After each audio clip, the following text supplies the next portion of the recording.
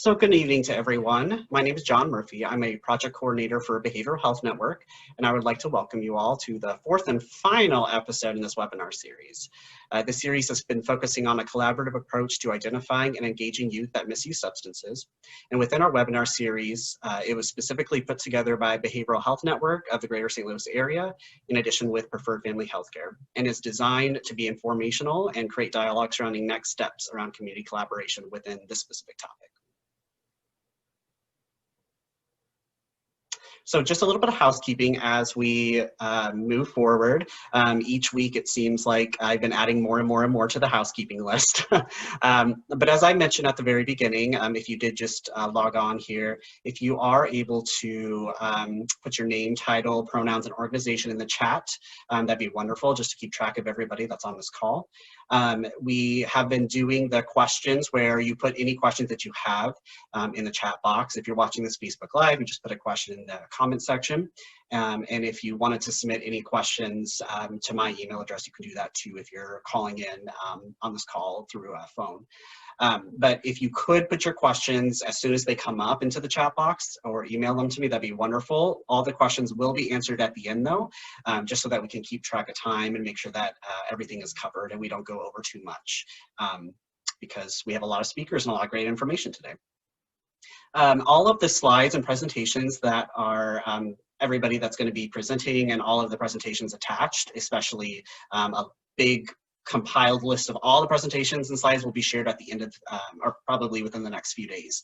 So if you are someone that registered for this and you sent your email and you got an email notification for this specific presentation, it will be sent to your email through that. If you did not register and you would like to receive supplemental information and documents, feel free to shoot me an email. Again, it's jmurphy@bhnstl.org, and I'd be happy to make sure to attach you to that list. There is a survey at the end of this presentation, just so that we can make sure we covered things that you felt should be covered in a topic such as this, and just to make sure that we can improve moving forward a little bit.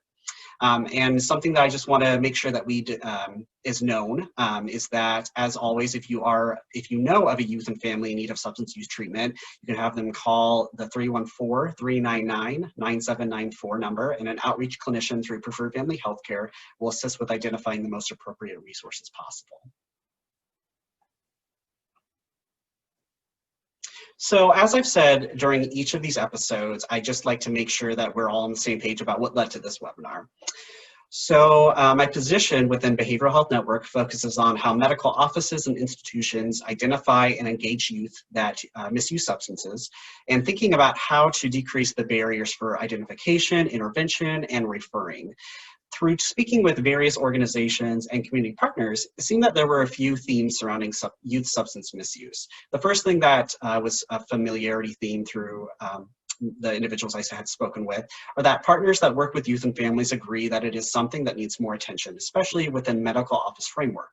The second thing that I heard, and really what this episode was focused around, is that COVID has impacted outreach and engagement efforts surrounding how behavioral health care services are conducted. And the last thing that I heard a lot about was a lack of knowledge around early intervention and engagement surrounding youth substance misuse, and knowing specifically where to refer. So this led me to believe that the Greater St. Louis area may need to look at youth substance use through both collaboration with others that are doing similar work, but also looking at how those that work with youth and families may have intersecting needs, such as should we as a region begin efforts towards substance use prevention as a means to decrease violence, as we talked about last week. Can substance use screening be integrated with other routine topics that youth get checked for during well child visits or routine doctor appointments? That's what we discussed 2 weeks ago. And how has COVID impacted engagement efforts surrounding behavioral health care, which is our topic for tonight. So just to give you an overview of everything that we have discussed up to this point, and really what I had just talked about has really led to the identification of these key topics or these key aspects, which can be seen again through these 4 episodes that we have had. This evening specifically, we will be hearing from 5 community professionals that come from different walks of life surrounding virtual engagement strategies when working with various populations, such as transition age youth, which is 16 to 24-year-olds, middle and high school age youth, immigrant populations, and youth and substance use treatment. Though their day-to-day work does differ, they are all working to identify, engage, and break down challenges created by COVID. And if you are someone that is interested in any of the other topics, I will definitely make sure that you get access to those other webinar episodes too. As I've discussed through all my other weeks, my hope from this series has some key outcomes, though tonight we'll focus more on looking at how COVID-19 has impacted behavioral health prevention and treatment programs, how potential community-wide virtual campaigns surrounding behavioral health care can assist the greater St. Louis area as we continue to shift efforts due to lack of in-person services, and also hearing about the challenges and lessons learned that conducting engagement and outreach services through a virtual means has on providers and their stakeholders. I always, as I mentioned during all of my previous episodes, I like to make sure to highlight all of the amazing organizations and speakers that are coming, that are helping with this. Everybody that you will see is doing this in addition to their full-time jobs. So I just want to echo and say over and over again, thank you to all of our amazing speakers and everybody that's involved in this. If you had not come together and provided interest in this and passion for this, this would not be possible. So thank you very much. So the last thing I want to say before we begin hearing from our presenters this evening is I want to acknowledge that this is the last episode in the webinar series. So what are our next steps? I want to continue my work specifically surrounding strengthening medical systems and identifying and engaging and referring youth in need of substance use treatment, and then collaborating with new partners that work with youth and families outside of behavioral health care. So that's my full-time job, and that's what I'm going to keep doing. But to really make this a full collaboration, we do need as many voices as possible. So if you are a community member or a professional that has interest or passion in helping provide youth and families struggling with substance use resources and helping them to identify those resources, please contact me, and I will let you know how your interest can be utilized. So tonight, we, as I mentioned, have 5 speakers. This is the most speakers that we've had in any of our episodes, and so I had mentioned to all of them beforehand that they all have about 15 minutes per when they'll be speaking, but we know that it's hard to keep track of exactly 15 minutes, so we might go over a little bit of time, but just to highlight everybody, our first speaker will be Holly Nemec. She's with BHR, and she is the Manager of Community Relations. Then we'll have Zeno, who is a Mental Health Coordinator with Casa de Salud. We will then have Lili Schliesser. She's with Community Partners in Prevention. Then we will have Hannah McNiff. She is a Clinical Supervisor with Preferred Family Healthcare. And to take us home is the wonderful Tory Drayton, who I work with at Behavioral Health Network, who's our Youth and Young Adult Coordinator. So I do want to introduce you first to Holly. Again, she's the manager of community relationships, and she has a master's degree, which is probably why I said that. Again, she's with Behavioral Health Response, and she is a licensed professional counselor and a certified clinical trauma professional. As the manager of community relations at Behavioral Health Response, she provides community education to residents of Missouri's Eastern region. Holly was honored as the Mental Health Professional of 2019 by the St. Louis Area CIT Council, and as the CIT Presenter of 2020 by NAMI STL. She travels nationally to present on current mental health topics and specializes in trauma, suicide awareness and prevention, and emotional regulation. Holly works closely with first responders, schools, and community organizations to facilitate learning of current mental health topics. Good afternoon, ladies and gentlemen. Thank you for joining us this afternoon. Thanks for the introduction, John.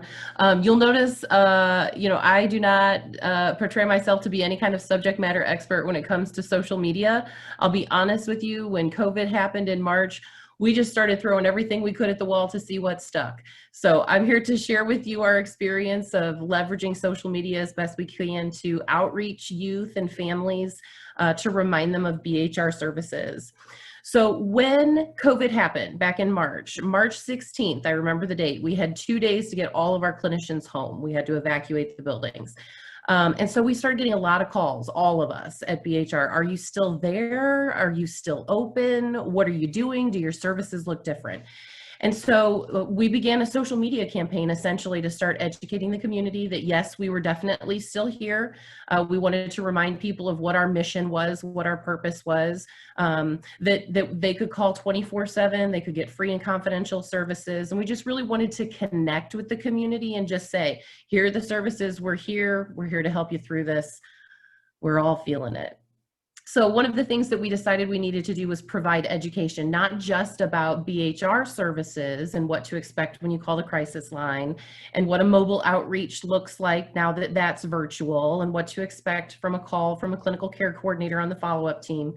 But also we wanted to provide the community with some good information about how to stay emotionally healthy and how to take care of themselves during this time where we've seen unprecedented stress levels, right? We've seen schools and businesses back in the time where they were shutting down. And I remember thinking, okay, this is for a couple weeks. I can do this for a couple weeks and then life will go back to normal. And then we realized life wasn't going back to normal.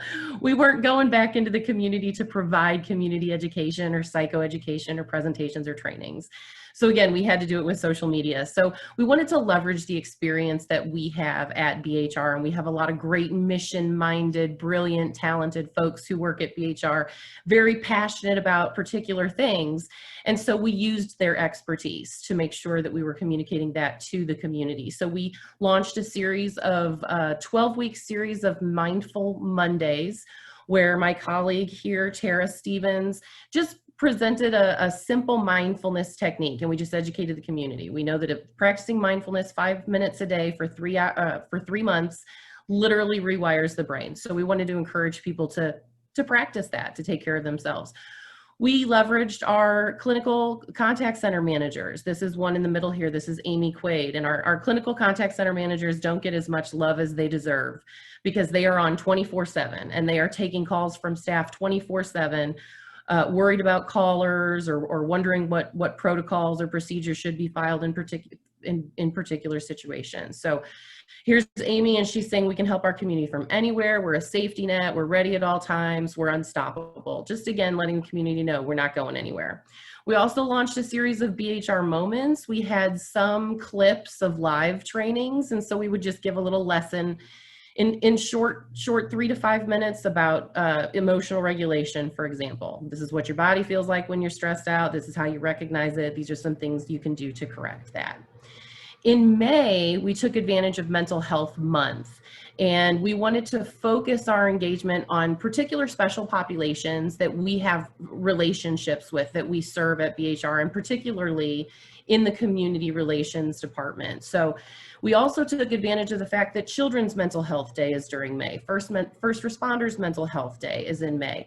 And so we hosted Facebook Live events for 1 day a week, targeting specific populations. So our first one was for youth and parents, and the reason that we wanted to do that was because when the schools closed, our referrals for our Youth Connection helpline went down 50%. So we knew that there were a lot of kids out there that were needing support, that were not getting connected to BHR, and we therefore could not connect them to ongoing outpatient mental health services with partners. So we just, again, spent a lot of time educating them on mindfulness, on gratitude, educating them about the brain science and the body and how to take care of themselves. We also did that for first responders. We work closely with a lot of police departments in the CIT program, the Crisis Intervention Training Program.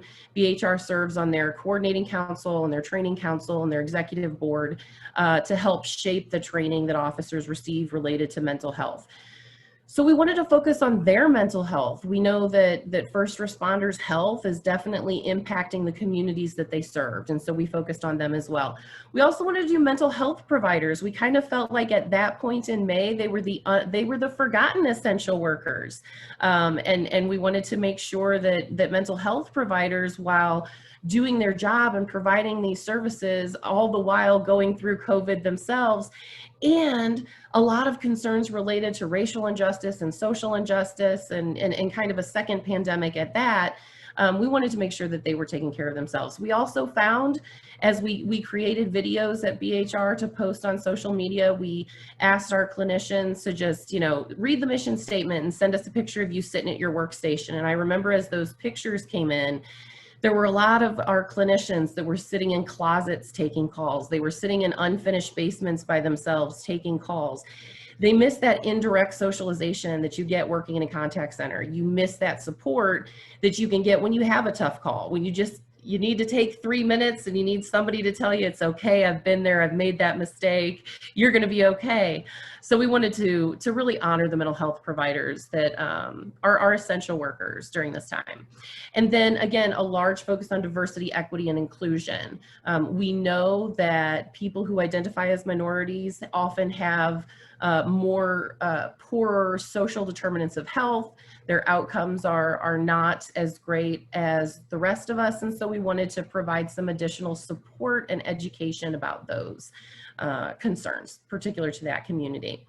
We also leveraged our connections. It's amazing what you get when you ask, if you just ask. And our attitude was, the worst they can say is no.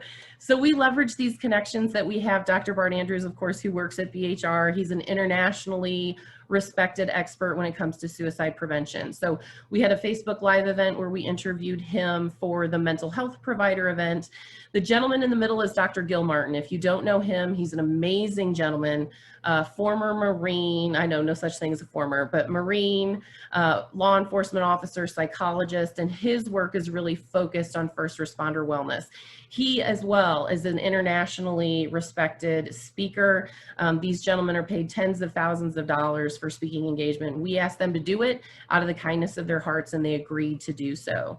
The last gentleman is Dr. Butler, same thing. He is well known for his work at UCF in diversity, equity, inclusion. He is part of their Community Innovation and Education Department. He's a former American Counseling Association president. So again, these gentlemen, their expertise, we just asked them to spend some time with us to help our communities become more educated. They all agreed to do so free of charge. Now, I say ask because you don't know what you get. I will say we asked one person and they wanted $30,000 to do a Facebook Live event with us. So that was a hard pass. But we had lots of people willing to do it for us, as you can see here. So we also used our connections that we had prior to COVID. We sent out emails to all of our school contacts with that Youth Connection Helpline. As I mentioned, we do a lot of work in schools throughout the St. Louis region. We contacted our school contacts and asked them to create a video for their students, and we just put it all together and posted it on Facebook. The gentleman in the middle is Officer Mike Flamian. He was injured in an altercation with a gentleman while on duty and happens to be the brother of someone who works at BHR. So again, just leveraging those connections and helping him share his lived experience for officers in particular. And then we used contacts that we have, and we use them as our subject matter experts. This is Dawn Franzen from the Lead School. She's done a tremendous job working trauma-informed care into that school and taking care of those kids. And she had great tips for teens and youth and families on how to just take care of themselves because they weren't in school at the time. Then we leveraged our community partners. We started promoting our partners. We provide crisis intervention services, but we fail when we don't get people connected to ongoing outpatient mental health services. So we focused on some of our partners who we depend on to get kids and families connected to services. So more Facebook Live events with those folks. And here are the lessons that we learned. So we learned that we should leverage all of our connections. We asked them to speak. We asked them to allow us to promote their organization. We relied on them for content. Sometimes we just asked, hey, will you make a 3-minute video of what your services look like? What should someone expect when they call? Or we would have a conversation with them on a Facebook Live. And then we would use them as subject matter experts. Okay, you do great at suicide. What can we do with this? You're in substance use. What do we do here? You work with the LGBTQ community. How can we all work better to take care of each other? So range-wise, as far as what people saw, it's hard to find middle ground here and what people liked and what they didn't. We found that most people liked the videos more than any of the infographics or articles that we posted, which I thought was interesting. I thought the infographics would be most popular because it's like 20 seconds of your day and you move on. But people really liked the videos. We tried all different kinds of things with the videos. We started 30 minutes. We did some things for an hour. What we found worked best were either 3 to 5 minute videos on exercises or something to take care of ourselves, or an interview of about 7 to 12 minutes. That was digestible for folks. We also played around with what day and what time to try to do those Facebook Live events. What we found is that we have not found an audience when we're doing the live events, but we post them after, we have a viewing party, and we've gotten hundreds and thousands of views since then. So even if we're not reaching them that day, it's out there on social media and they can find it. So we definitely know 1 hour was too long for Facebook Live. We found that 9 p.m. was the best time to get the most people watching. 9 p.m. was where it was at. And then of course, asking our partners to help us with the heavy lifting. It's a partnership amongst all of us to help keep our community strong and build those connections. And so we just wanted to let everybody know about the services and the providers that are available to help them through this difficult time. So I did provide my contact information. If I can be of any assistance to you or help you in any way, please feel free to reach out to me. Thanks, John. Wonderful. Thank you so much, Holly. That was a great information. And most of you probably don't know, but Holly was asked to be a speaker very last minute. So I definitely appreciate her for her time and that great information. So thank you. All right, so let's move on to our next speaker. All right, so our next speaker is Ben Zeno. He is a mental health coordinator with Casa de Salud. He grew up in Seattle and moved to St. Louis originally to attend WashU.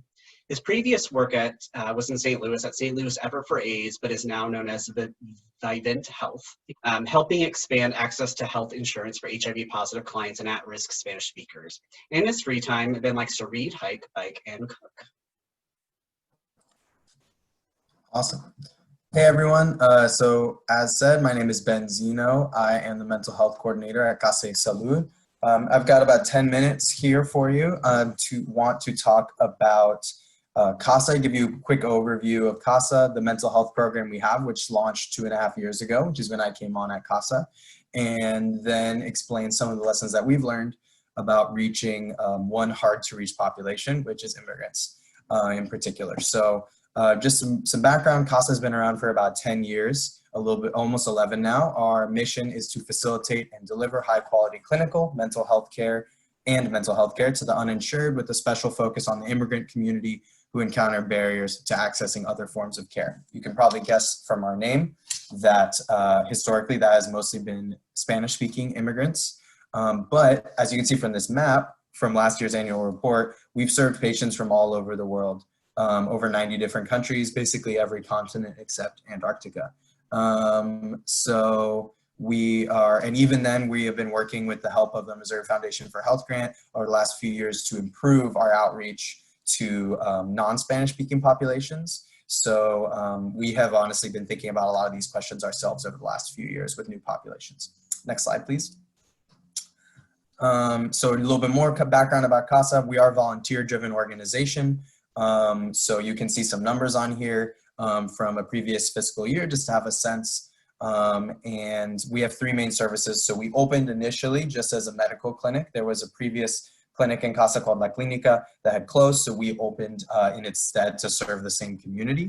Like I said, volunteers are a huge part of our services. So our physicians, nurse practitioners, etc. at that clinic are volunteers. We have a GUIA, which means guide in Spanish, case management program to help people get connected with medical care elsewhere. And then last, which is what I'll be mostly talking, or the experience I'll be speaking from today, has to do with the Mental Health Collaborative, which is our newest program, which opened and launched in February 2018, which, like I said, that's when I came on at Casa. Next slide. So some background on what the Mental Health Collaborative, or MHC, is. So it is, and why it exists. So it exists because we identified a really strong mental health need in our target population and the clients we served, and found that access was really difficult. So our case managers can get people in to have, surgeries, transplants, things like that. And in some senses, they actually had a harder time connecting people, Spanish speakers, to uninsured Spanish speakers to outpatient counseling. So seeing a need there, we launched this program. After a few years of work, opened our doors in February 2018. It is a counseling clinic, outpatient services, and it's an innovative new model that we, to our knowledge, is new in the country. We haven't found anybody else doing it this way. The term we have for it is a coordinated on-site referral model. So to break that down, Casa is the coordinator. So we're sort of at the center of the wheel with all these partner spokes coming off. We convene a bunch of partners who come to our building and treat our clients under their own name. Actually, BHR is one of the partners that we'd worked with. We had some folks from their mobile outreach team. So they came, they were representing BHR, but they were doing the services at our building. We found that that was really critical for the sense of trust with the community. So there's all sorts of great services being provided by organizations like BHR and some of the partners that are pictured on this slide, but they weren't, there was an issue of trust or accessibility for clients. So the idea is, let's use Casa as a bridge to the community. We'll provide rent-free space, and we allow our providers to also, in addition to seeing clients from Casa at a sliding scale, see their own clients with rent-free space, you know, bill insurance and make that a little easier to devote the time. And then Casa's part is to focus on access facilitation. So access is really the name of the game. It's the reason I have a job, and it's what I spend most of my time doing. So yeah, and that basically the idea is we focus on access, reducing barriers to care, so our therapists can just focus on doing therapy rather than being also kind of a half case manager, which is what sometimes happens when working with underserved populations. So next slide. So now this is where I'm going to spend the bulk of the time, which is talking about some lessons from my 2.5 years, a little bit more than that, working on this project, as well as what we've learned in the last 6-7 months on as we've pivoted towards telehealth, like a lot of mental health places have. So overall, I am a strong believer that you need to meet clients where they're at. I feel like there has been a big push in that direction and more flexibility from people during the pandemic. And I really pray that that continues beyond just these sort of special circumstances. So I'll give some examples. So one example, so when we pivoted to telehealth, the nice thing about mental health care is that we've known for about 10 years or more that telehealth is super effective, especially when you have video. It can be essentially equally effective for treating even really hard to treat disorders. But that literature is true. The equally effective thing is true if you have video.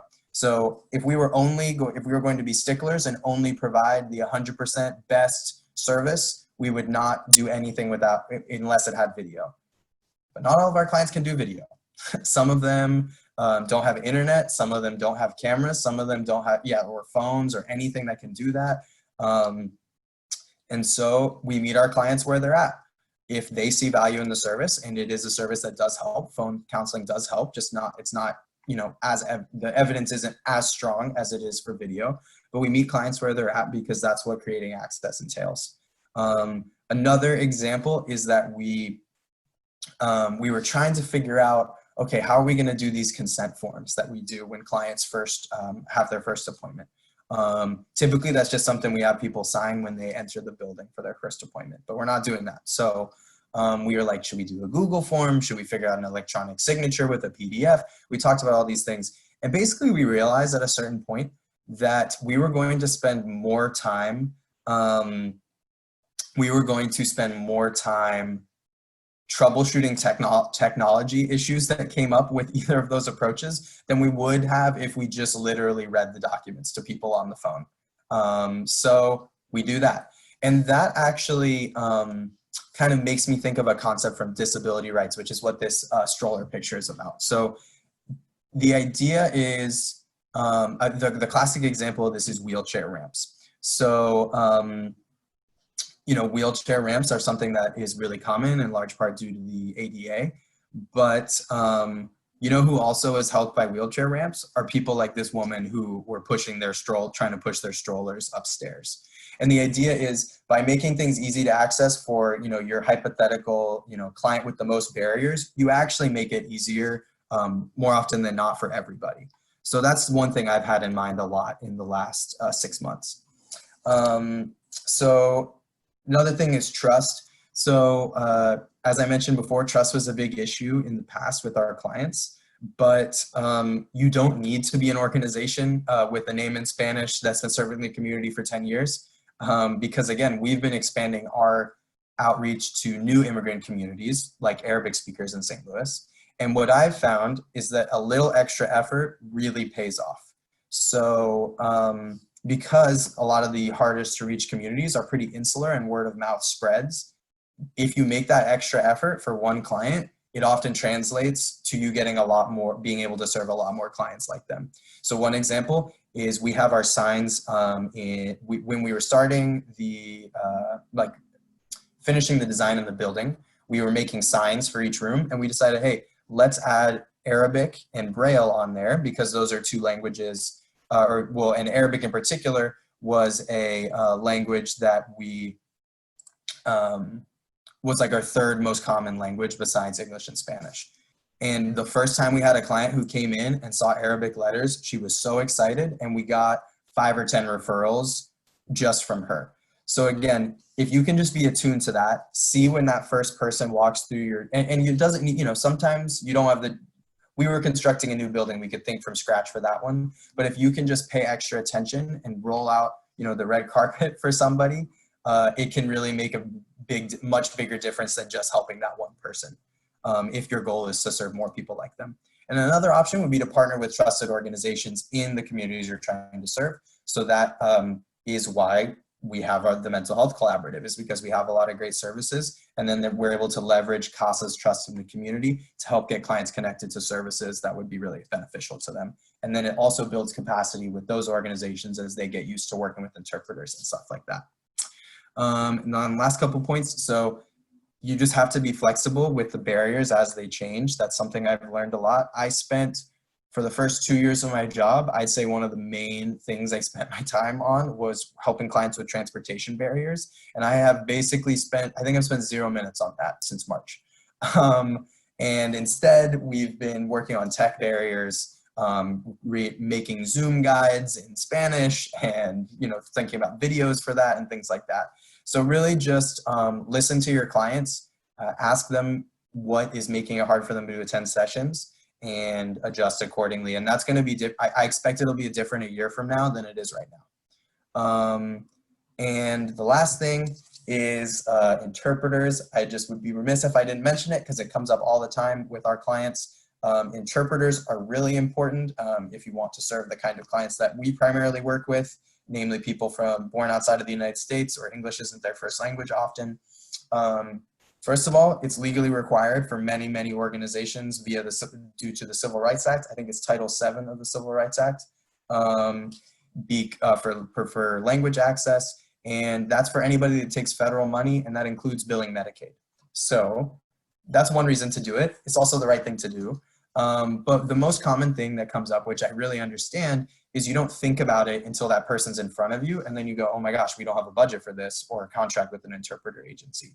So I encourage you all to be advocates in your organizations to budget for that, advocate for that, so that and reach out to one of these 2 organizations on this slide. These are the interpreter agencies we've worked with, which are LAMP and All Access. Both have been fantastic, by the way, at pivoting towards video remote interpreting and phone interpreting during the pandemic. And make sure you have the budget so that your employees are empowered to use it when you do have people walk through your door. And given that this is a series focusing on youth substance use, I think this is really critical because it's big for serving families. That's actually probably the most common time when we use interpreters in mental health care, is when we have an English-speaking child and a Spanish-speaking parent. And we maybe have a therapist who's really good with kids, doesn't speak Spanish, but then we use the interpreter to loop the parent into the care. So I really think if you want to properly serve all the families in the St. Louis region, it's definitely something you need to keep in mind. So anyway, that's all I've got. You can go to the last slide. It's got my contact info on it. Cool, no worries if no questions. But for real, my door is open, reach out. That second number is the one that I am answering when I'm working from this room, my guest bedroom. But yeah, feel free to also, if you know anybody that you'd like to refer to our services, those 2 numbers on the bottom are the 2, either one would work to get on the wait list for counseling services. So thanks everybody for your attention. Yeah, and thank you, Ben. I really much appreciate you jumping on and talking specifically about immigrant populations and English as not the first language populations too, because I think that if you sharing kind of your engagement efforts and outreach efforts, if you're able to reach those populations, I think a lot of that info can be brought to other individuals focusing on other populations too. So thank you so much, and we will go ahead and go to our next speaker. So our next speaker is Lili. Lili is the project coordinator for community partners in prevention. She was previously the director of public relations for the Valley Park School District, a program director for Jefferson County Drug Prevention Coalition, and a freelance communications strategist working with community coalitions and nonprofits. She received her undergrad in media literacy from Webster University. She is in recovery from addiction and uses her experience, strength, and hope to engage students and inspire community change. And I will go ahead and hand it over to Lili. Hi, everyone. I'm Lili Schliesser with Community Partners in Prevention. Let me go to my slideshow here. So that's who we are. What we do is we provide leadership, education, and resources to prevent and address substance use among youth in the Rockwood School District. We have been around since 1988 as a grassroots community coalition. We've been through a lot of different iterations through the years. Up until a couple months ago, we were known as Rockwood Drug Free Coalition. We changed the name so we could be sort of more encompassing around just mental wellness and a lot of the risk and protective factors that are associated with drug and alcohol use by adolescents. We are always trying to stay top of mind because typically our families don't think they need us until they really need us. And that's when they reach out and they say, oh shoot, my perfect kiddo is struggling and we didn't think this would happen to us. And now, in fact, I just got an email during the last presentation from a parent. But a lot of the work that we do is prevention work, keeping the conversation going about how to talk to your kids about drugs and alcohol, engaging students in ways that they'll actually listen to the messaging. We have really remarkable numbers over the last several years of the work we've done. Since last September, we've been fully funded by the school district, which means I run a community coalition that's also a program within the student services department. So I kind of live in both worlds. It gives me a lot of access to the school district, which is great. But yeah, we've had to pivot. We had a student survey come out this year. Basically, we focus mostly on e-cigarettes, alcohol, marijuana, and prescription drugs. Obviously, students within our school district are using other substances, but those are where we focus the most. Those are where the biggest numbers are.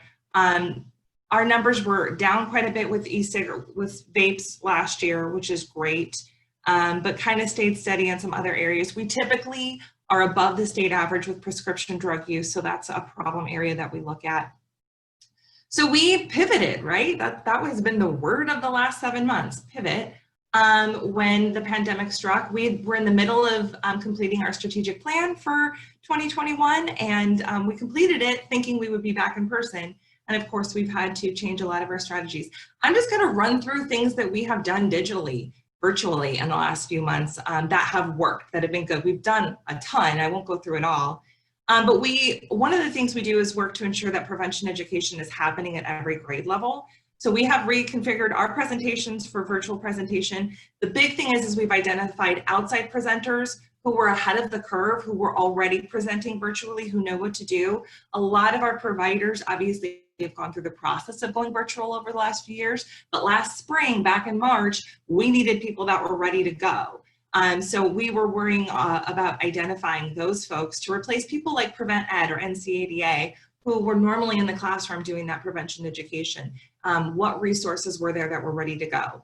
We increased parent awareness on alcohol, tobacco, and other drugs. We have used communications campaigns, Facebook advertising, Instagram advertising, Twitter advertising, print advertising. We've done more print ads in the local newspaper, which is not virtual, but still reaches people.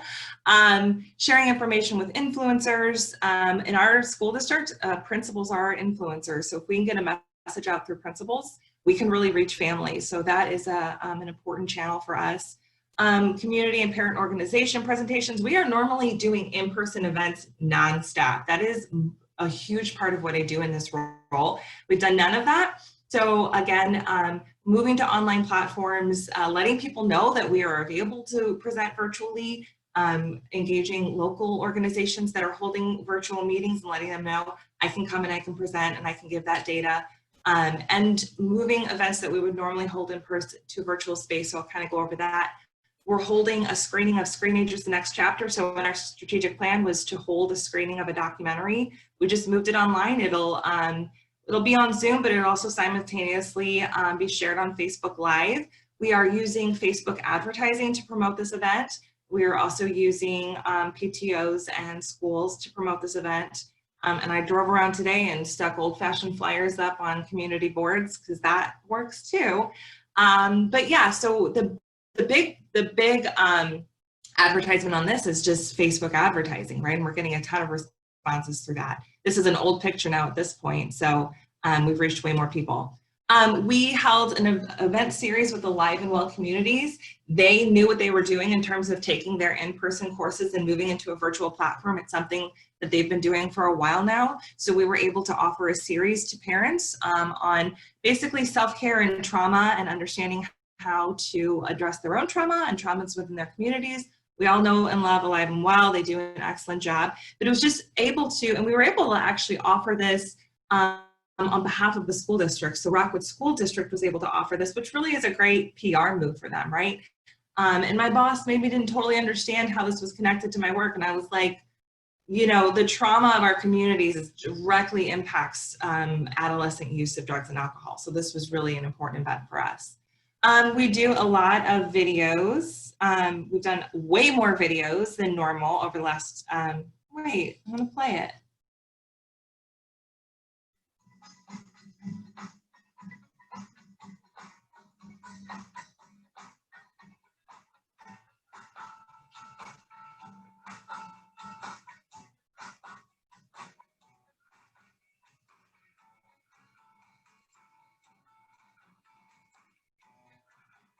That's our old logo.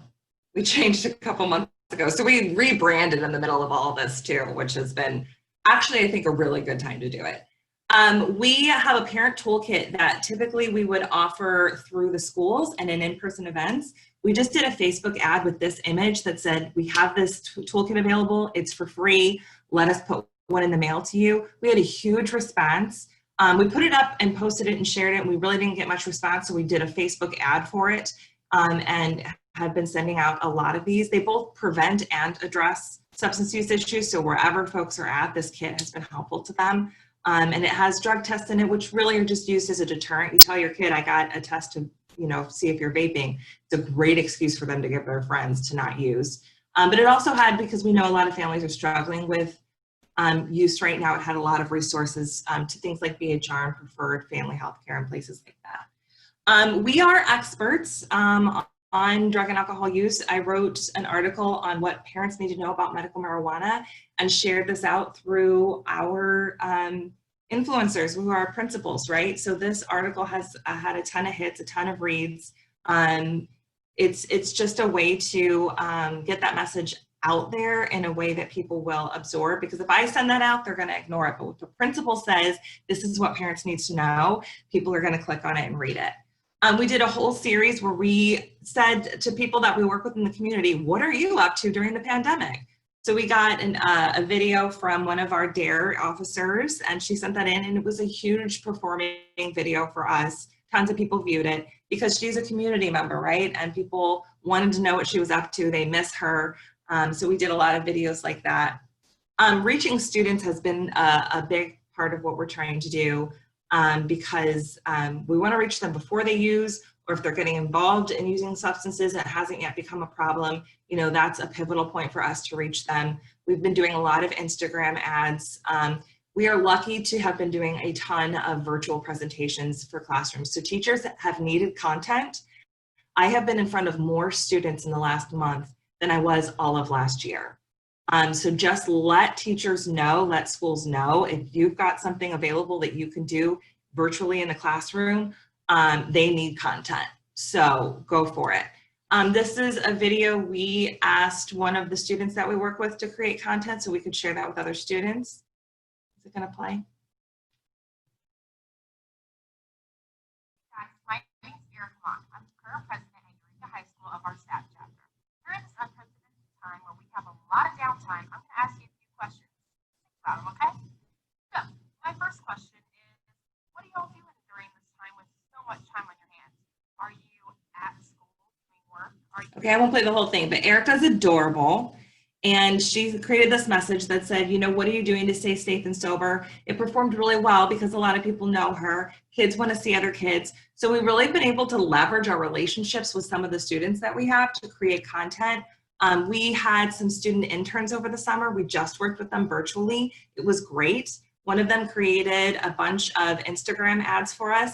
And this is content that, like, I'm a PR person, but I don't think the way 17-year-olds think, and I don't my Instagram and my Snapchat don't look like a 17-year-old's, right? So having a 17-year-old creating content for me, this stuff has performed so well on Instagram because it's exactly what kids want to see and what they're going to respond to. So if you've got youth that can create content for you, get them involved. This stuff is magical, right? Like, I'd like to think I could create this, but I wouldn't, okay? We are really a hub of information. So I do a lot of advertising for BHR and Preferred Family Healthcare. You're welcome. But no, because the issues that students are facing, right? Like the number one reasons students tell us that they choose to use drugs and alcohol is to deal with depression, anxiety, and stress. And so we're constantly putting that message out there that there is somebody to talk to. So we're always advertising for other organizations, because I am not a counselor, right? I am just a hub of information. So we are putting that out there, paying for Instagram ads. This ad went out into the virtual student newspapers, which is a great resource. We create videos for kids. You know, it takes all of like 20 minutes to sit down and make a video that they're going to watch. This is an ad that we did on Instagram, and it did really well. You know, it's super simple, and I'll share some of my tools that I use to make these kind of videos. We chose to do iHeartRadio ads. Obviously, things have changed since I was a teenager, but even then, there were people and teenagers that were abusing and using prescription drugs that didn't belong to them, belonged to somebody else. Obviously, never a good idea. It can compromise your judgment. It can lead to financial and legal trouble. It can really have a negative impact on the abilities and your social life as well. Never use prescriptions that aren't yours or that the doctor hasn't prescribed to you. For more information and support, jump online, rockwoodcpip.org. So we had rockwoodcpip.org. We hadn't really done anything like that in the past, but because we knew we were going to miss all of these in-person events. Normally we are at Taste of Wildwood and this health fair and this Fire Safety Day and all these things we were going to miss. So we did ads targeting students. We did ads targeting parents. iHeartRadio is super sophisticated in reaching folks. They do both digital and then they do the radio stuff. So, I mean, I really can't speak highly enough of what they're able to do with the money that we spent on that. Check them out if you've got ad funds to use somewhere or funds to redistribute virtually. We are always pushing the Talk About It campaign. The number one thing parents can do to prevent drug and alcohol use is talk to their kids. So we've done a ton of pushing this campaign in virtual spaces, a lot of advertising, a lot of Twitter stuff, though most of our parents and Instagram, but most of our parents really are on Facebook. Twitter tends to be more of a professional space here in Rockwood. Pushing that. Red Ribbon Week is coming up. We're engaging business virtually through our West County Chamber, asking them to take Red Ribbon Week out into the world, since kids are not going to have a lot of experiences of that in the classroom. Secondary won't be back in school by then. We're creating digital content for cities and police departments to share. So I'm going on my way to create a bunch of content and sharing it with a bunch of organizations and say, hey, I did all the work for you. Just blast your social media with all this stuff. I can take the time to make that for them, make it super easy for them. And we bought masks with Red Ribbon Week messages on them. And we're sending out about 450 of these to leaders, whether they're on the school board or they're a mayor. We let families request them. And we are just creating hundreds and hundreds and hundreds of photos of people in our community wearing these masks. And it's all going to be shared during Red Ribbon Week on our social media and their social media. And it's just going to be a huge digital reminder to folks that we need to pay attention to substance use. It needs to be top of mind, which is the whole point of Red Ribbon Week. So that's a really fun thing that we're doing. So some of the digital tools I rely on, I use a lot of tools. I use Adobe. I do, you know, Photoshop and Premiere Pro and stuff. But when you just need to create content and get it out there, Canva is, if you're not using Canva, I don't know what you're doing with your life. Biteable is, to me, I've used a lot of online video creation tools. Biteable has the best stock photos and videos and images, and it makes it super easy to throw your content and your logos up on top of that. PictoChart, when you need to convey data in a very sharp way, and I always take my PictoChart stuff and throw it in my Canva or my Biteable, so all this stuff works together. And don't forget that you can use Zoom to create videos, so you don't have to have anybody else in the meeting to record giving presentations, to create content, to make videos. You can work that Zoom into a Biteable or into a Canva or whatever. Zoom is a great tool for creating content beyond just having meetings. So we are a coalition of community members, people who are into this stuff, who want to help kids in the Rockwood School District. We meet the second Thursday of the month, 3:45. Right now we're on Zoom. We'll be on Zoom for a time to come here. So if anybody on this call is interested in the work that we're doing, I scratched the surface. We're doing a lot of really cool work in our community. Please join us. This is my information, and I hope I didn't go over. Thank you. That was wonderful. I never even thought about using Zoom just to like record things, and that makes so much sense. Well, thank you, Lily. That was wonderful information. And as I didn't mention this at the very beginning, but all of the speakers' contact information, when I email out the recorded version of this and all the supplemental information too, I will make sure to attach all their emails as well so that you can make sure to get in contact with them if you have any questions. Moving right along, again, thank you, Lily, for that wonderful presentation. We are next going to hear from Hannah. She is a clinical supervisor of outpatient services at Preferred Family Healthcare. She graduated with a degree in psychology from the University of Missouri, Columbia. And Hannah has been with Preferred Family Healthcare for 4 years and is a certified reciprocal alcohol and drug counselor, or CRADC. In her current role, she serves as the clinical supervisor of the adolescent outpatient location in St. Charles County. And I will invite Hannah to begin her presentation. Hi everyone, my name is Hannah. I am the clinical supervisor of the adolescent outpatient in St. Charles County. We also do a little bit of work with not all of Warren County, but Warrenton specifically, as they don't have too many services out there, which we are trying to work on, of course. If you see me look off to the side, I have a bunch of notes because obviously I have a lot of stuff to say about trying to run a virtual outpatient program. It was not the easiest in the world, so if I look over, that's what it is. So these are just some stats. I'm sure, as everyone can assume, people with substance use disorder are at higher risk of contracting and suffering from the consequences of COVID, especially due to a lot of, hospitals either not letting people in, testing sites were low. There's just some information there. We had a lot of issues in our community with hospitals, and then also with clients that were in outpatient that needed to go to residential services. That was a big thing that we had to work out. The kids that were currently in residential at the time, before everything shut down, they kind of like closed the residential sites, let those kids stay there. But we had to figure out how we were going to like integrate the new kids and set up a quarantine system at all of the residential sites. So there was a pause on that for a minute. So that was hard with any client we had using significant substances, and then if they couldn't get into residential, we were trying to get them into the hospitals, and that was hard also. So it goes on. And then vaping is a big thing with our adolescents. So that was some concerns that we had, of course, too. So yeah, there's all of that. If you go on to the next slide. Okay, so when COVID first hit in around March, my supervisor was actually on maternity leave.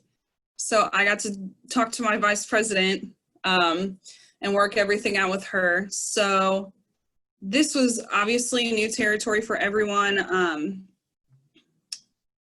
clients as well as ourselves. There was a lot of unknown at first, and I just remember when it was like the first, okay, shut down, like, we're closing buildings, but we have to figure out what we're doing. And I remember verbatim, my vice president said, okay, so here's what you're gonna do, rebuild your outpatient program, but make it virtual.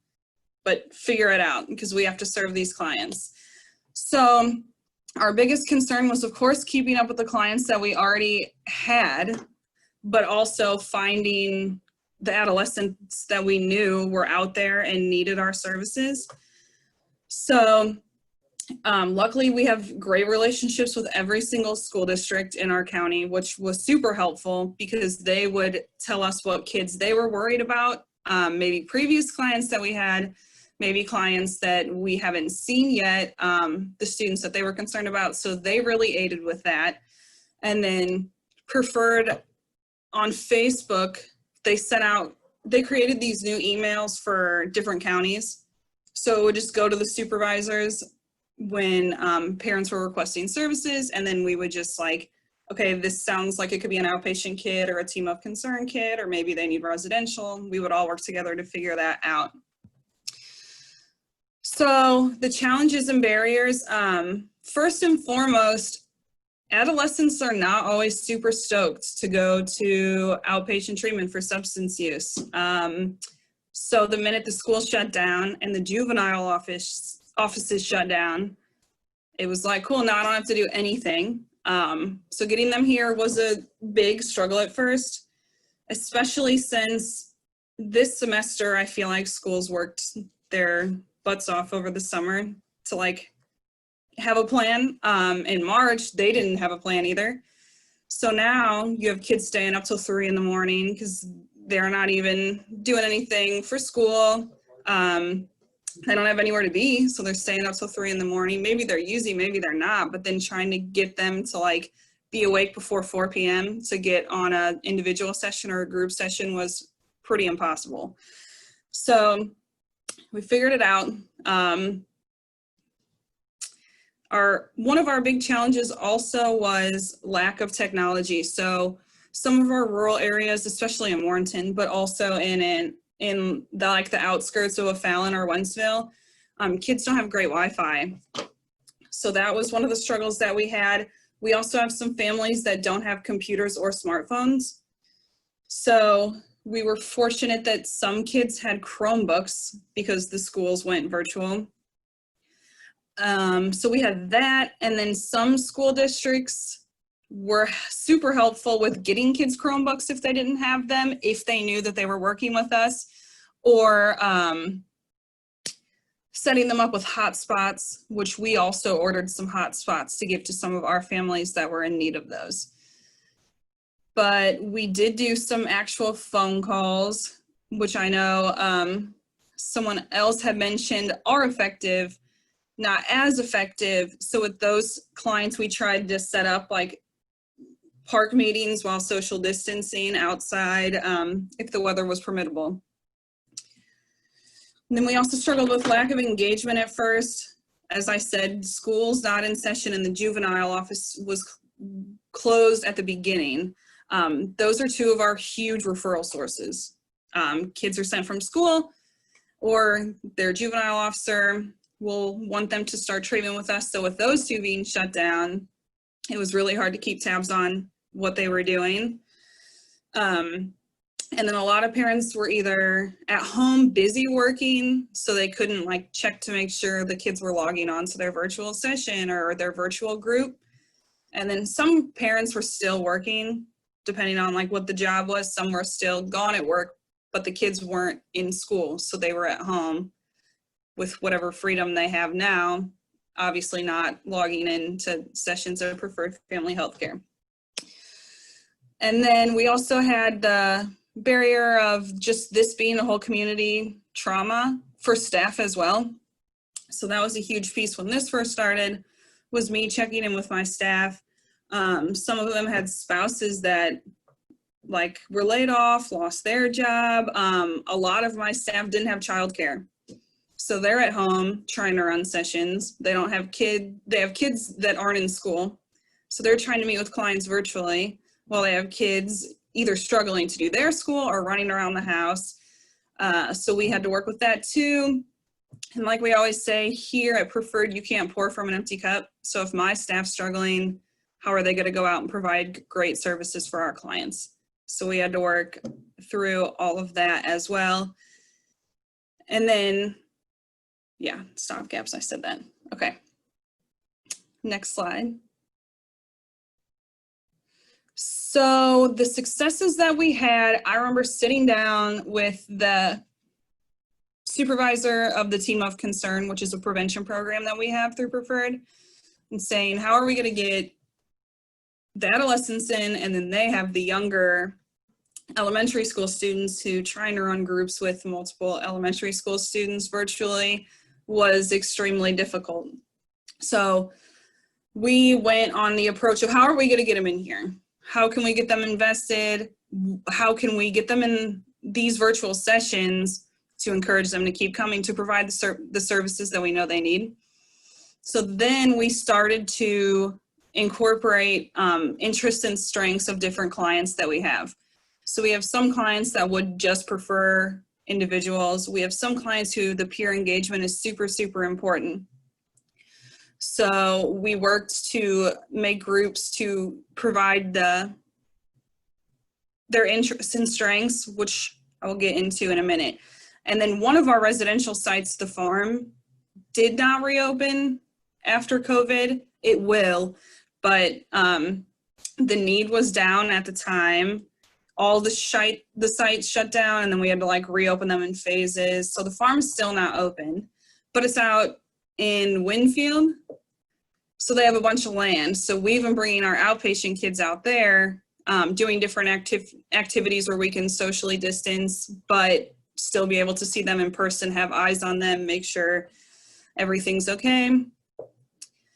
And then we were sure to continue family therapy virtually, which actually we didn't really incorporate before, but we have kids whose parents are might be out of town for work. So now it's like, hey, now that we're into this virtual world, normally we wouldn't have even thought about it, but now we can incorporate those parents. Or we have a client whose sister goes to college in Columbia, but she's a big part of his support system. So now, you know, she can be on too. So that was super, I guess, insightful. Like, we really could have been doing this forever, but didn't really think about it until COVID hit. So I think that's one important thing that we will carry on. And then the face-to-face sessions were super important for our kids with mental health needs. So if they're just on a phone call, or a lot of our kids would get onto, we use Google Hangouts because it's HIPAA compliant, but they would be on Google Hangouts and turn their video off.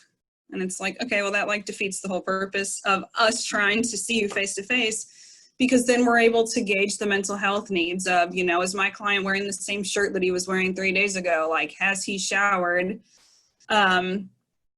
Is his depression increasing because of all this trauma going on?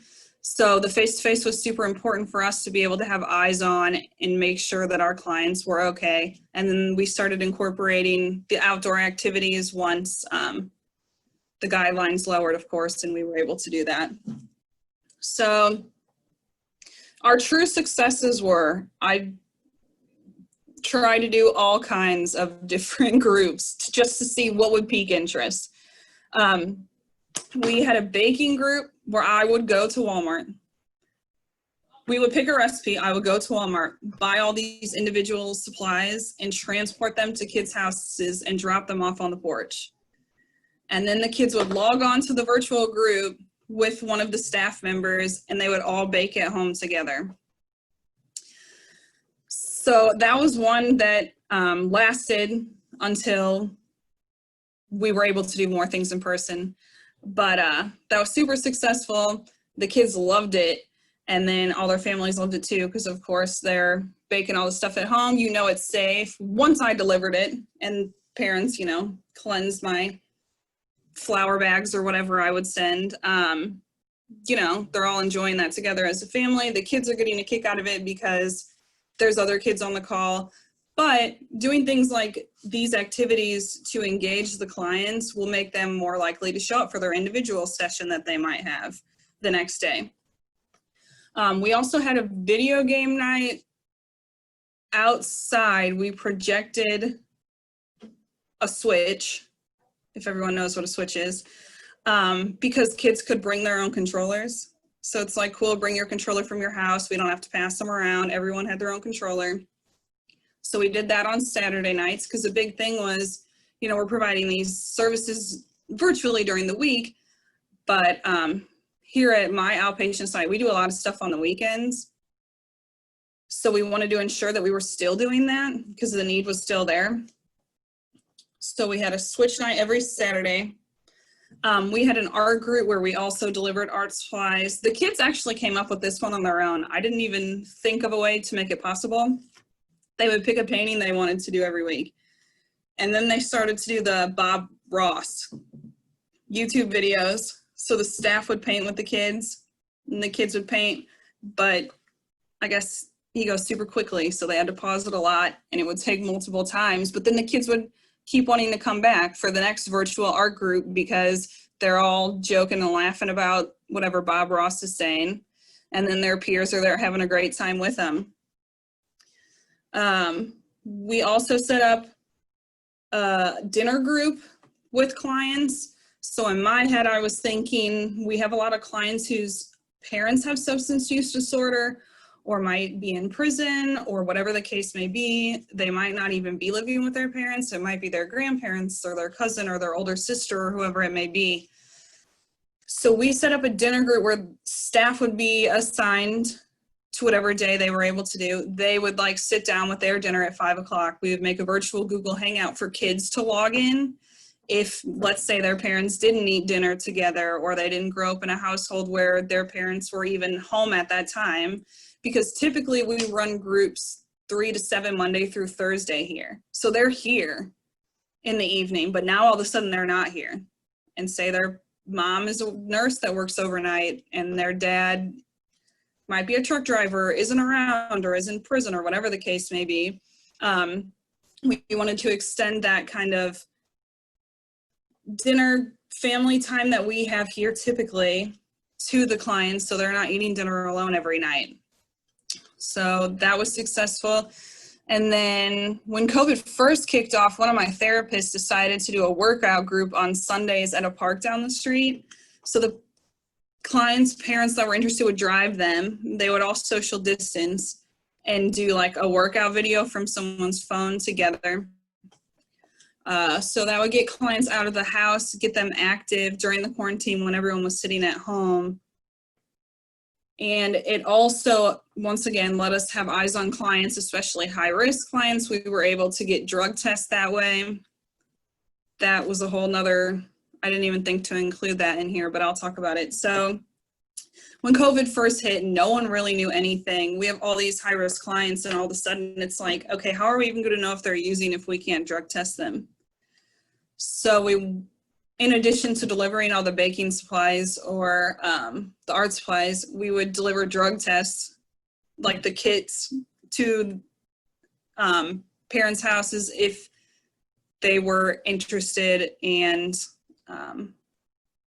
willing with COVID, obviously.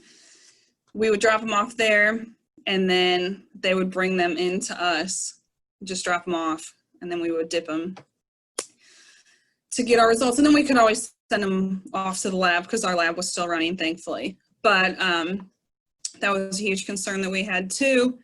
So we're kind of like back in the building, following CDC guidelines, making sure that we're splitting groups if we have more than 10 people, obviously, but we're still doing our events at the farm. And now we figured it out in case it gets bad again and we have to quarantine again, which hopefully it does not, but Yeah, it was all about incorporating the strengths and the needs and how can we, what buy-in can we get? Because when we first had to shut down, the buy-in was not there. So yeah, I think that's, yep. And also, all of the preferreds in St. Louis and St. Charles County work super closely together. So if you need any information about any of them, you can always shoot me an email. All the supervisors are pretty close, even St. Louis to St. Charles. So we can be sure to link anyone that may need it up with some services. Awesome. Thank you, Hannah. I working with Preferred as part of my full-time job, I didn't know about all those really innovative groups that you were doing. So that's awesome to know about, and how it can really be, like I think you said, even without COVID happening, like a lot of those things you wouldn't have thought about or been able to do. And so that was wonderful. Thank you for discussing those strategies that you've been doing and what's worked and what hasn't worked. Yeah, wonderful. All right, well, we will go ahead and move on to our last speaker. So our last speaker, as Tory likes to say, he's my colleague, and he always says this, if he's the last to present, always saving the best for last. Tory Drayton is the Youth Young Adult Coordinator with Behavioral Health Network of Greater St. Louis. He is part of, or he is an alumni with Iowa State University. He is a member of Kappa Alpha Psi fraternity. And again, he's the current Youth and Young Adult Coordinator. So I will punt it over to him. All right, so again, thank you, John, for the introduction. My name is Tory Drayton. I'm the Youth and Young Adult Coordinator on the TAY-LER grant. I'm going to talk to you about the outreach and engagement strategies through social media that we've done so far. You can go to the next slide. So TAY-LER stands for the Missouri Transition Age Youth Local Engagement and Recovery. This grant is in its second year. It's a 5-year grant. It's funded by SAMHSA, or the Substance Abuse Mental Health Services Administration. And it's also a part of the Healthy Transitions Initiative. That initiative is happening nationwide. So across all 50 states, you have people like myself that's engaging with transition age youth to uplift their voice and to figure out ways to better engage and serve them. All right, so the overall goals of this grant is to improve, implement, and develop.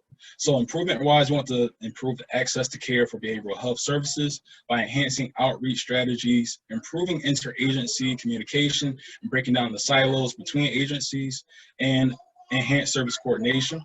We also want to have specialized services implemented to support transition from a youth to adulthood, or also utilize the CSC model, Coordinated Specialty Care. That's what that stands for. And development-wise, we want to have advocacy agendas and strategies that can be used by services involved with transition age youth. So overall, we want to do what we like to call enhancement through engagement. So we found that the more engaged that this demographic are in regards to their services and feeling that their voices are not only heard but also wanted, the more that services improve to meet their specific needs. So overall, our message for TAY-LER, we want to raise awareness, and by doing that, we're able to reduce stigma, and in doing that, we want to make sure that the services and that the policies that are voted upon or talked about are grounded in youth voice. So one of the maxims that everything that we do is for them and by them. The policies that they would like to be put on the table when it comes to transition age youth, it should be by them, or it should have their voices included. Overall, we want to make sure they understand that recovery is possible. Serious mental illness is not the end of the road, but just one step in the journey. So based off of a 2017 study that was conducted by SAMHSA, we found these things to be important, and as to why the transition age youth group or youth are important to focus on. Individuals with behavioral health issues between the ages of 16 to 25 have a harder time in school and finding and keeping work. They're also more likely to face homelessness, be involved in the justice system as well, and there's also increased admissions in the hospitals and mental health facilities as well. individuals are also less likely to seek help within this demographic, and that's due to the stigma, and that's also due to not wanting to be outed as being crazy, quote unquote. And here's just some statistics. 8.8 million young adults reported having a mental illness. 5.1 million young adults reported having a substance use disorder. 42% of those with mental illnesses, they go untreated. 87% of those with substance use disorders go untreated as well. And we also found that within this age group, you have co-occurring disorders. So the reason why transition age youth are utilizing substances is to cope with their mental illnesses. So during our COVID timeframe, we've conducted interviews with staff and transition age youth clients from the Spot, Epworth, Places for People, BJC, and Compass. We had questions such as, you know, for the providers, do you feel that you're providing services that are, you know, best suited for TAY, and vice versa to the TAY, do you feel that those services that you're receiving are good enough for you, or do you feel that they are culturally competent? Questions such as that. So far what we found is this: TAY want independence. They yearn for that. They don't want their hand, or to feel that their hands are being held. All TAY are dealing with stigma. So again, as mentioned before, the main reason why they're not going to talk about their symptoms or talk about what they're going through is because they feel that they're being stigmatized. The needs of TAY change dramatically at the age of 18 because they feel that they're adults at that age, or fully adults. And most TAY interviewed, they don't have positive role models. Just a normal phrase that we heard is, I'm not crazy. You know, I don't need services. So with that in mind, we created Help Is Here. At first, that was just a hashtag, but during the summer, we decided to make this our official name for our page. We want all transition age youth to understand that help is here in St. Louis, and we want this page to be dedicated to agencies or any providers that are out there that are providing help for them.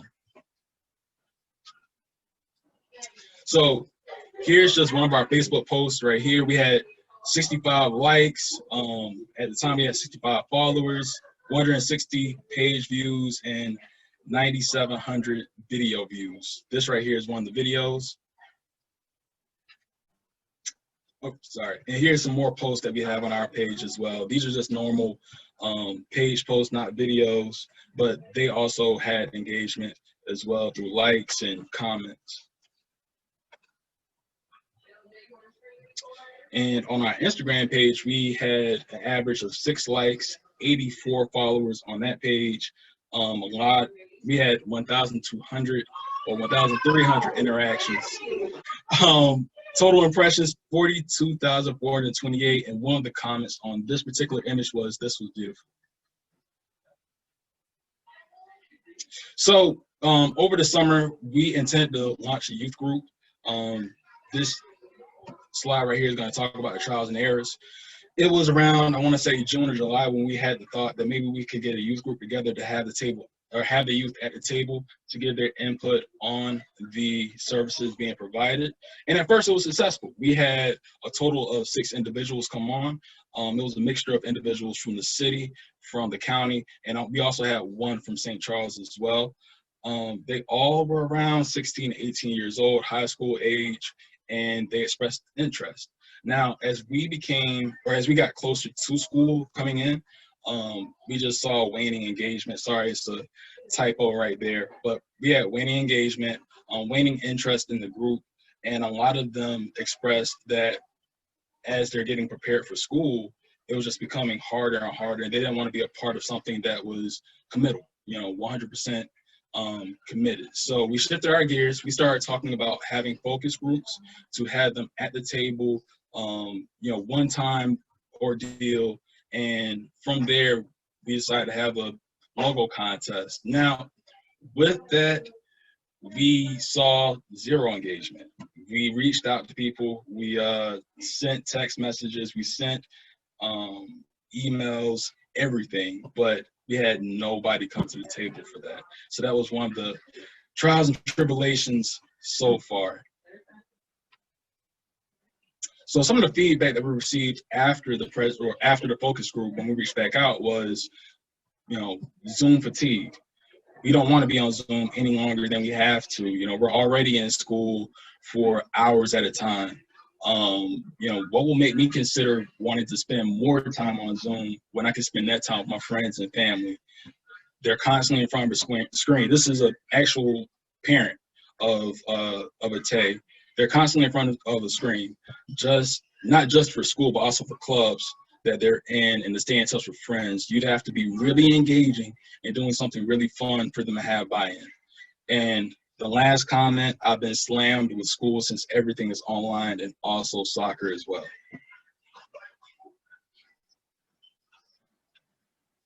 So the COVID impact, this is a video that Active Minds, they have on their page, just talking about the impact that COVID has had on the mental stability for TAY. Again, it just talks about how COVID has affected the mindsets of transition age youth, and really talked about why what we're doing is even more important now than ever.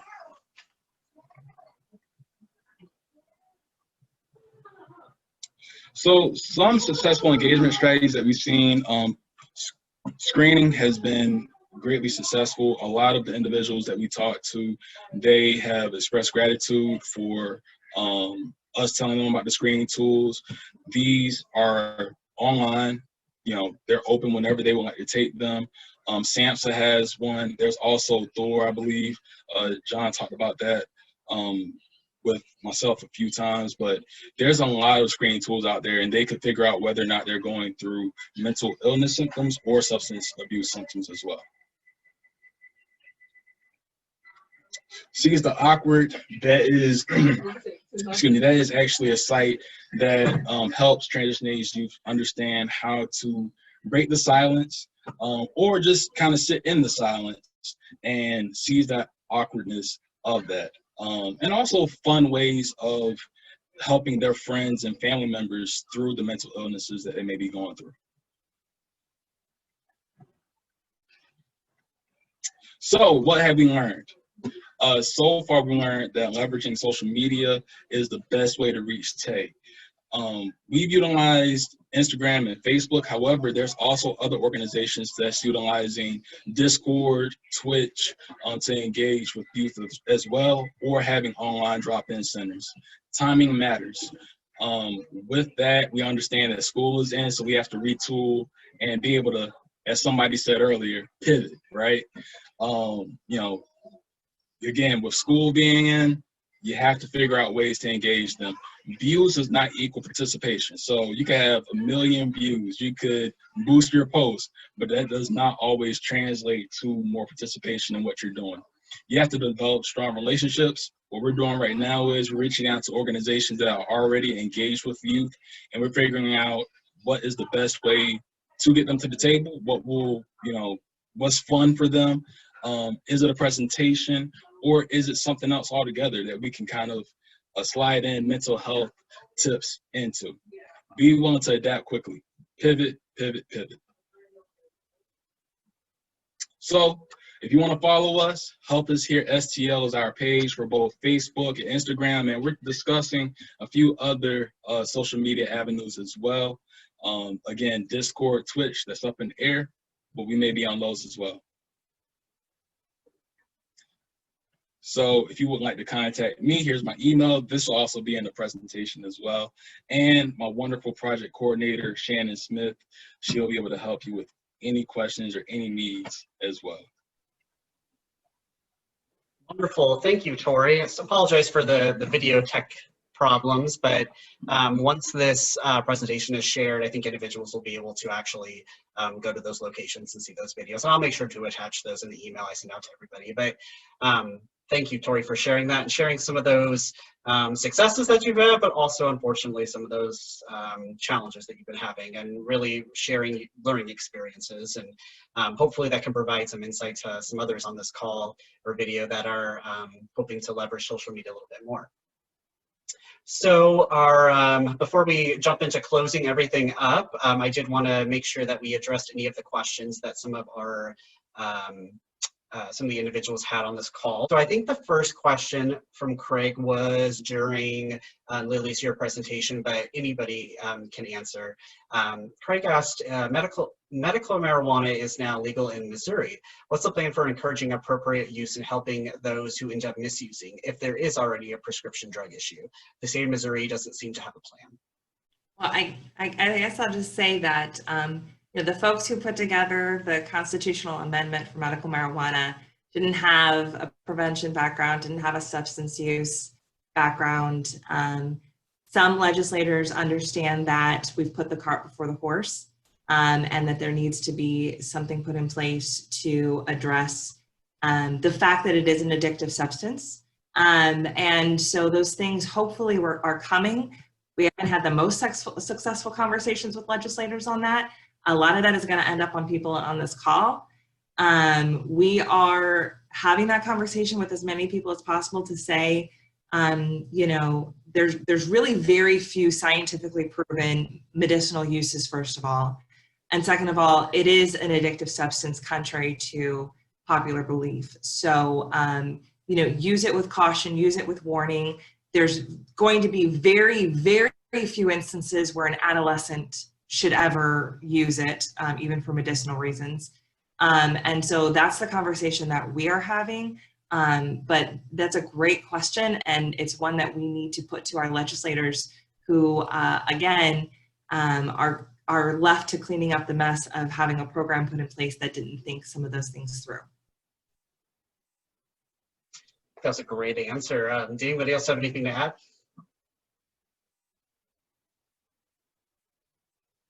Okay. Well, let's move on to our next question, and then I have a question for all of you. So Craig also asked, how are clinical folks assuring privacy in their conversations with clients when there are children and others at home from which they are working? It's a great question. So I know I said something about this when I was speaking, and it's funny that this question was asked because my staff member that had this problem is on this call actually. So, we had to come up with a plan with her when this first kicked off to like sit down and be like, okay, like truthfully, like what's the layout of your home? Do you have an area where you can be where they can't hear you? And they're in the Hazelwood School District, so they were very like, even back in March, start to finish, like they didn't do the whole like go at your own pace virtual learning. So they were like on calls, back to back to back. So we were pretty transparent with our clients, like, hey, this is like what it is. And sometimes she might have to like end the call and she will call you back because, you know, we're obviously concerned about privacy. So we set that up. A lot of headphones were used so that kids or other spouses could not hear. But then we kind of ran into the same issues with our clients. They're at home now, maybe all their siblings are at home, and maybe their mom's working from home, so they might not want their parents to like, or siblings to hear everything that they're talking about. So we would always ask when we started a call, like, can anyone hear us? Like, can your siblings hear us? Can your parents hear us? If they, like, do you have headphones in? Whatever, just so we know, like, going into the session if other ears can hear, just if it's like, you know, some personal trauma that maybe their siblings don't know about or whatever the case may be. So I think the important part in how we were able to work it out was being very transparent with the kids, like, hey, all your siblings are home from school. All of this therapist that you're meeting with, her kids are home from school. So like, this is like kind of a thing for everyone. Like everyone's in this situation. None of us have been before. We're all trying to adjust. Like, we're gonna, maybe she has to hang up, maybe she has to call you back, maybe you don't want to talk about X, Y, or Z. So it was just being open and communicating, and then making sure that we were being HIPAA compliant and all that. But yeah, I think just sharing this is what it is was how everything worked for us. Does anybody else have anything to add to? I think that was a great answer. Well, I think that's all the questions that we had from our viewers, but I did have a question for all of you. It might be more focused towards those that discussed like point of contacts in the community and leveraging those connections to really drive home the campaigns that you're doing, to really raise awareness of it. So I guess I'm kind of curious, and it's more, I think, about just a curiosity. How, if you did not have a connection with somebody within your agency, but you wanted to reach out to them because they had a lot of high influence, maybe you wanted to have some youth share a post, but you don't know any youth specifically, how do you start those, how do you make those connections initially, or how do you like reach out to those individuals and help get them to have buy-in, I guess, into sharing your information?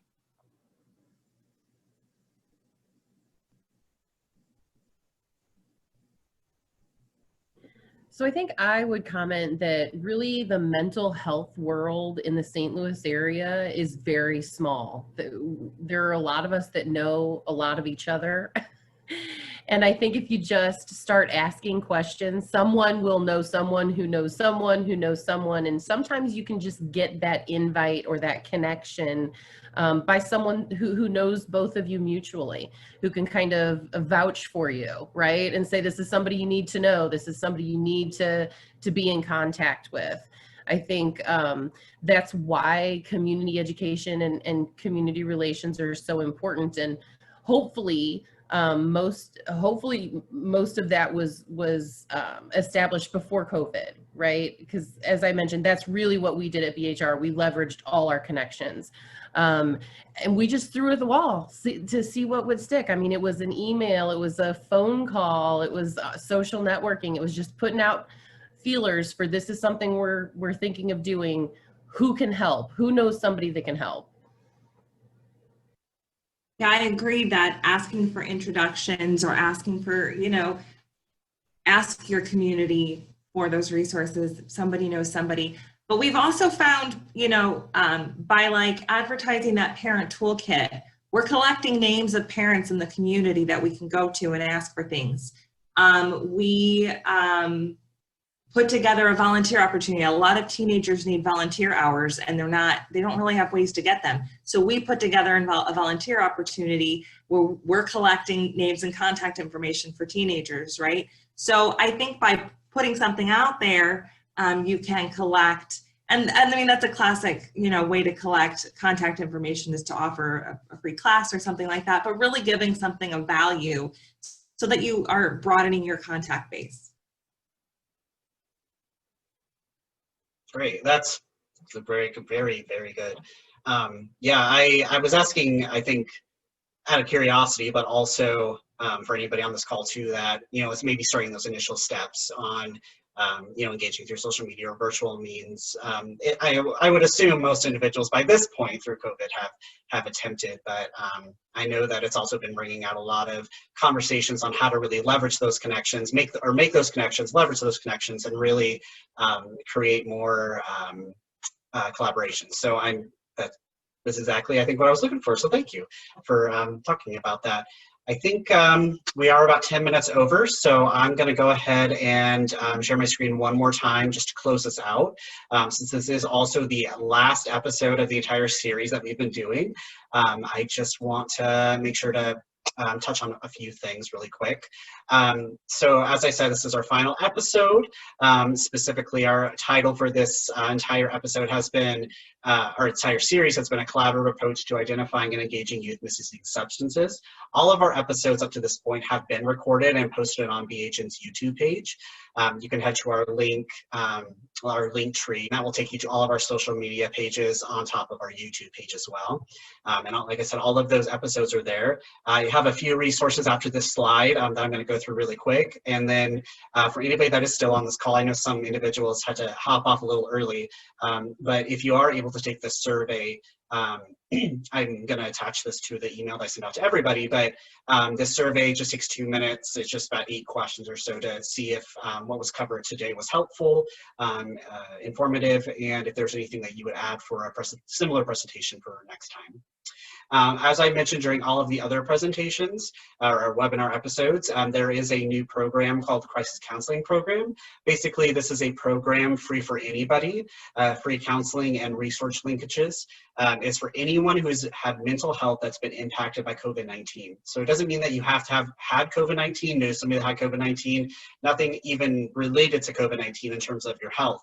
But if you have been affected by it, as this is a shared, I think, trauma that that we've all been experiencing through this pandemic, it can definitely exacerbate underlying mental health or non-underlying, but mental health conditions that you had previously. So this is a program really just to connect you to a community mental health center or any other resource so that you can receive continued care. So if you know of anybody that may benefit from this, you want to share this information, they can call or text those 2 numbers at the top. But like I said, I'll share this all this information through an email.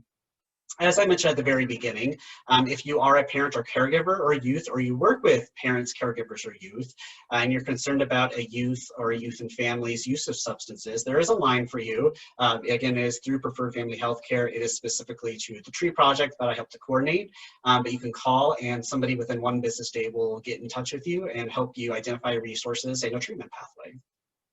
And lastly, I mentioned this the last few episodes too, but there are 2, this is the main one that's coming up. There's another one in November, more for general community, but this is a youth, young adult psychosis webinar series. This one's again more for prescribers for first episode psychosis, but there is another episode that if you are following any of our social media pages will be posted, or I think was posted actually a few weeks ago, but I'm going to be reposting it this Friday.